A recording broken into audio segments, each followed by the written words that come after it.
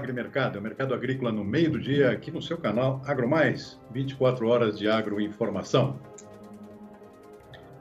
Hoje é quinta-feira e a gente começa o programa de hoje dando uma conferida nos indicadores do mercado financeiro. Mercado de câmbio, dólar com queda nesse início de tarde, 0,8%, R$ 5,60 é a cotação da moeda americana nesse início de tarde. Índice Bovespa na B3 com leve alta de 0,1%.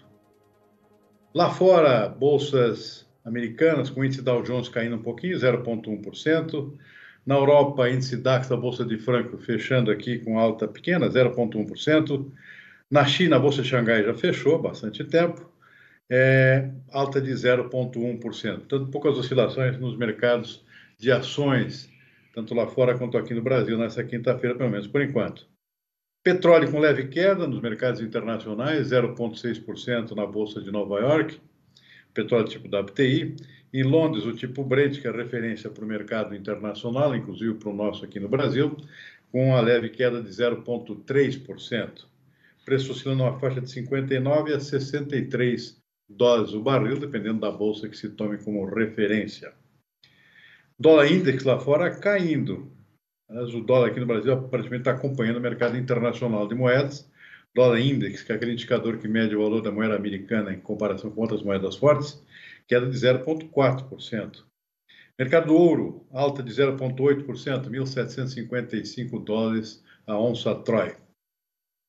Mercado de commodities agrícolas nas bolsas internacionais. Estamos vendo aqui soja e milho com altas na Bolsa de Chicago. Mercado na expectativa da divulgação amanhã do novo relatório mensal do Departamento de Agricultura dos Estados Unidos, o USDA, e a expectativa é de um corte nas projeções dos estoques finais americanos. A demanda está firme, a oferta é limitada, portanto, a tendência é redução dos estoques americanos, mantém os preços lá em cima.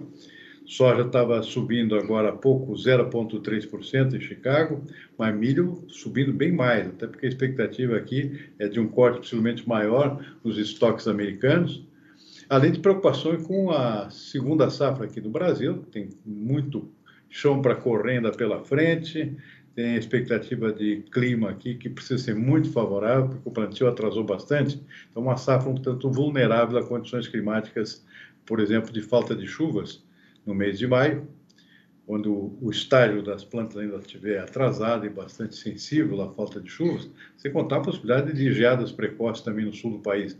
Tudo isso gera um ponto de interrogação sobre a segunda safra do país, que é o segundo maior exportador mundial de milho, só perde para os Estados Unidos. Então, o milho subindo bastante nesse início, 2,8% na Bolsa de Chicago. Trigo também, 1,6%, preocupações lá com o clima nos Estados Unidos. Arroz na Bolsa de Chicago, na contramão, cai um pouco, 0,3%, arroz em casca. Na Bolsa de Nova York, destaque para o algodão, subindo fortemente, 2,6%. Café arábica em Nova York também com alta, 0,7%. Açúcar bruto em Nova York também subindo, 0,7% também. Na contramão aqui temos o suco de laranja caindo 0,4%. E o cacau também com perdas, pelo menos por enquanto, o mercado está em andamento ainda. Cacau caindo 0,4% na Bolsa nova-iorquina. Tanto expectativa aqui, o mercado pode sofrer muitas oscilações, especialmente no caso da soja e do milho, com essa expectativa de corte nos estoques americanos, para ambos os grãos. Essa é a expectativa do mercado, mas amanhã que vai saber quando surgir a divulgação do relatório mensal do USDA, Departamento de Agricultura dos Estados Unidos. Bom, vamos em frente. Novidade desta manhã de quinta-feira, a divulgação pela Conab, do órgão ligado ao Ministério da Agricultura, de sua nova estimativa para a safra brasileira de grãos que está em andamento nesse momento. A Conab está otimista, aumentou em mais 1,5 milhão de toneladas a expectativa da produção total de grãos aqui no país para 273,8 milhões de toneladas, confirmando aqui um recorde de produção, que já era previsto no mês passado, só que é ainda mais forte, 1,5 milhão de toneladas acima da previsão anterior. Então, e aí, além disso, um aumento bastante expressivo em relação à safra do ano passado. São 16 milhões e 800 mil toneladas a mais que a safra do ano passado, pelo menos é o que está sendo esperado por enquanto. Muita coisa pela frente ainda.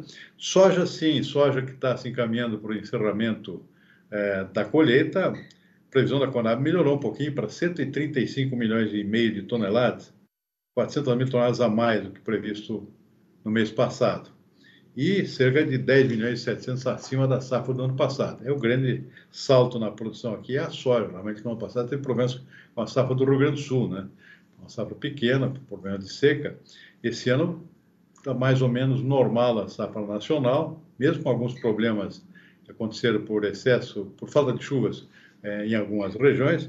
Mesmo assim, a produção ainda tem condições de superar bastante a safra do ano passado. Então, 135,5. Para o milho, a Conab está esperando aqui uma produção total de 109 milhões de toneladas, 1 milhão a mais do que previa no mês passado, e 6 milhões e 400 a mais do que no ano passado. Expectativa para a segunda safra se mantém positiva, segundo a Conab, embora a gente saiba que tem muita coisa pela frente. Essa colheita só vai acontecer no segundo semestre, a partir do final de junho ou início de julho, atrasado. Mas se confirmar esse número da Conab de 82,6 milhões de toneladas, significa 7 milhões e meio acima da safra do ano passado. Só essa segunda safra. Então, essa é a expectativa. Vamos ver se confirma. Esse é um ponto de interrogação aí que nós temos pela frente. E o Brasil está precisando realmente de uma safra grande de milho. Arroz subiu um pouquinho para 11 milhões e 100 mil toneladas, 100 mil acima da expectativa anterior, embora ainda um pouquinho abaixo da safra do ano passado. Para o algodão, a expectativa se manteve em 2,5 milhões de toneladas, o algodão em pluma. É uma safra menor que a do ano passado, houve redução de área, são 500 mil toneladas a menos do que foi colhido na safra do ano passado. Essa é a expectativa. O algodão está safra em andamento ainda, não foi colhida, também a colheita mais tarde, a partir de junho. Por enquanto, a expectativa é essa aí. Uma aparente surpresa aqui é a previsão da Conab para a próxima safra brasileira de trigo, não foi plantada ainda. A expectativa aqui, segundo os indicadores que se ouve de produtores de todo o país, é de um forte aumento na área de plantio, especialmente no Rio Grande do Sul, São Paulo também se fala no aumento, mas a Conab não fez levantamento de campo, então ela só basicamente repetiu aquilo que ela já tinha previsto há um mês atrás, ou seja, não é um levantamento de campo, é bom destacar isso aí. Então, a Conab fez apenas uma projeção numérica aqui, colocou a mesma projeção que já tinha feito lá no mês passado, mas, se não, possivelmente, a se confirmar esse aumento na área de plantio, o plantio começa agora, a partir de abril em algumas regiões, em maio, mas em outras regiões, como no Rio Grande do Sul, a expectativa é de um forte aumento da área de plantio, portanto, aí a expectativa de produção poderá saltar no próximo levantamento da Conab, talvez para mais de 7 milhões de toneladas. Claro que depois vai depender de clima, etc., mas com base na área de plantio que deve crescer, possivelmente esse número vai crescer, não 6,4 milhões de toneladas como a Conab previu hoje, mas para mais de 7 milhões, certamente, dependendo, é claro, do clima. Então, por enquanto, para o feijão, a Conab manteve praticamente a expectativa de produção em 3 milhões e 200 mil toneladas, mas também depende da colheita ainda da terceira safra, que ainda nem foi plantada. Bom, esse é o retrato por enquanto, né? Produção de grãos, expectativa aqui de um novo recorde de produção, caso se confirme o clima, claro, ajude São Pedro aí que esteja do lado do produtor e ajude a se confirmar essa produção. Mercado físico aqui no Brasil, vamos dar uma conferidinha aqui no nosso mercado interno, começando aqui pelos preços da soja. A gente tem o nosso quadrinho mostrando as cotações do mercado físico, está aí as cotações da soja no mercado interno, tem poucas oscilações hoje. Estou vendo aqui Passo Fundo, Rio Grande do Sul, com uma pequena alta de 0,6%, Cascavel, no Paraná, mais 0,3%, Rondonópolis sem alterações, Sorriso subindo 2,5%, um ajuste forte aqui em Sorriso para R$ 161 por saca de 60 quilos. Outras praças aqui sem alterações, estou vendo lá Balsas do Maranhão, 1,59, Pedro Afonso, no Tocantins, cotação nova que a gente está começando a acompanhar agora, R$ 158, também sem alterações, pelo menos por enquanto. São as cotações de hoje pela manhã, fornecidas pela consultoria Safras e Mercado. Vamos ver o milho agora. O milho tem algumas oscilações aqui. No Porto, uma queda de 0,6% para R$ 78,50, é o caso de Paranaguá, mas no interior, preços em alta. O mercado segue bastante aquecido, tem pouco milho na praça. Sorriso, Mato Grosso, tem alta aqui de 1,4% para R$ 75, conforme eu estou vendo por aqui. Outra alteração em Chapecó, em Santa Catarina, de 1,1%. Preços lá também bastante aquecidos, assim como no Rio Grande do Sul, preço acima da média nacional, porque lá houve quebra de safra no Rio Grande do Sul e Santa Catarina, safra de verão, tem pouca oferta de milho no mercado, e a demanda é forte, portanto aí estão os mercados bastante aquecidos. Daqui a pouco a gente vê mais cotações do mercado físico, mas antes disso vamos em frente com as nossas notícias. Olha, acontece agora à tarde, é bom ficar de olho, o leilão, o segundo leilão, ontem um leilão de aeroportos, que foi um sucesso, um ágio bastante grande, uma arrecadação muito acima da expectativa que tinha o Ministério da Infraestrutura, e hoje à tarde é leilão da FIOL, a Ferrovia de Integração Oeste-Leste, aquela ferrovia que depois, agora é só um trecho, depois ela vai ligar aqui o oeste da Bahia, por exemplo, com a Norte-Sul, ou seja, é um projeto bastante grande, extremamente importante, especialmente para produtores de grãos, soja, milho, algodão, lá do oeste baiano, uma região que cresce muito em termos de produção, vai ser uma das beneficiadas por essa ferrovia e uns ramais que será leiloado na tarde de hoje, portanto, da FIOL. A expectativa é bastante positiva também com esse leilão. A disputa será realizada em São Paulo a partir das 14h. O prazo de concessão é de 35 anos e o vencedor ficará responsável pela finalização do empreendimento e pela operação do trecho inicial da ferrovia. O governo estima 3 bilhões de investimentos ao longo do período de concessão. O leilão é o segundo da chamada InfraWeek, que ontem arrecadou 3 bilhões e 300 milhões de reais com a concessão de 22 aeroportos.